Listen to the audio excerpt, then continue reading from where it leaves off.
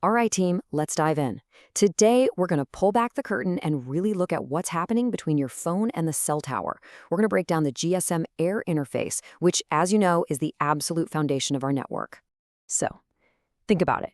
You're at a concert, a stadium, thousands of people all on their phones. How does that not just turn into a giant garbled mess? That is the fundamental problem we're going to solve today. By the end of this, you'll get it. First things first, we have to understand the playground we're operating in, and that's the radio frequency spectrum.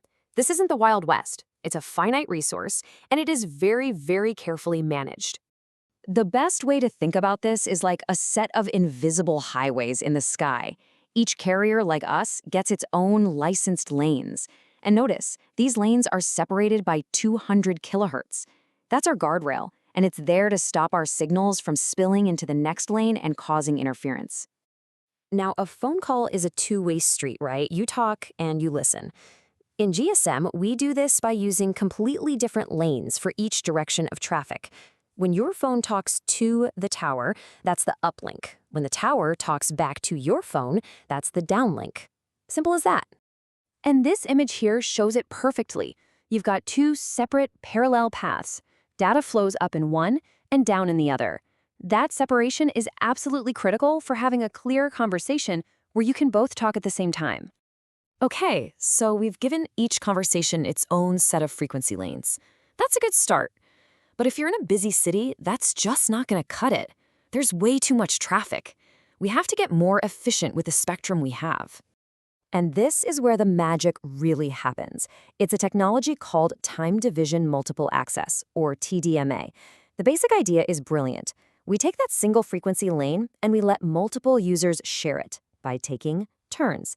So we're not just dividing up space anymore, we're also slicing up time. To picture this, just imagine a train running on our frequency highway. That train is what we call a TDMA frame.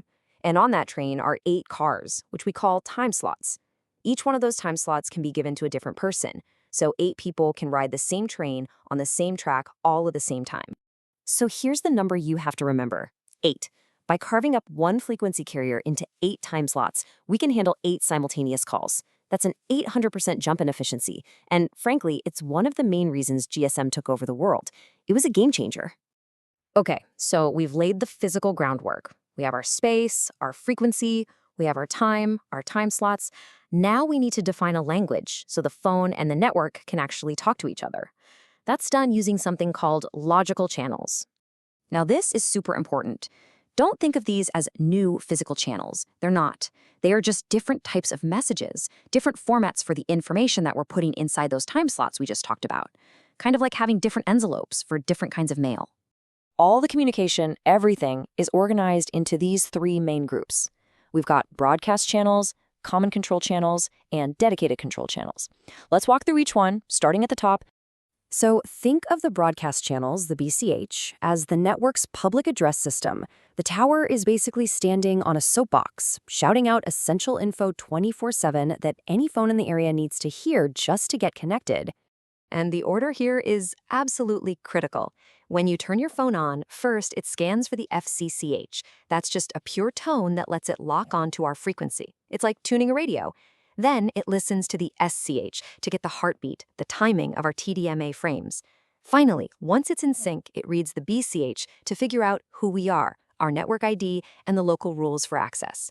It's a precise 3-step dance to get on the network.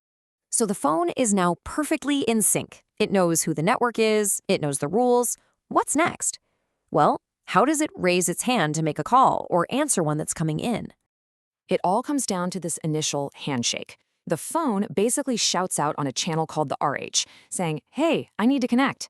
The network hears that request and then replies on the AGCH, saying, "Okay, you got it. You're clear.